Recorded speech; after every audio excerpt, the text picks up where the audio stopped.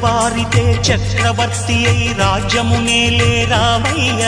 తండ్రి మాటకై పదవిని బదలి అడవులకేగెనయా.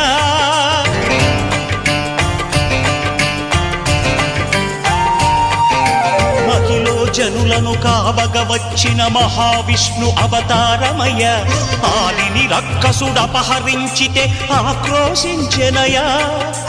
అసురుని త్రుంచి అమ్మను తెచ్చి అగ్ని పరీక్ష విధించెనయా.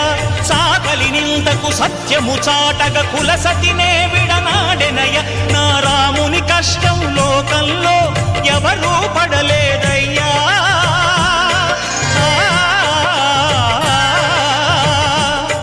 నా రాముని కష్టం లోకంలో ఎవరూ పడలేదయ్యా. సత్యం ధర్మం త్యాగంలో అతనికి సరిలే.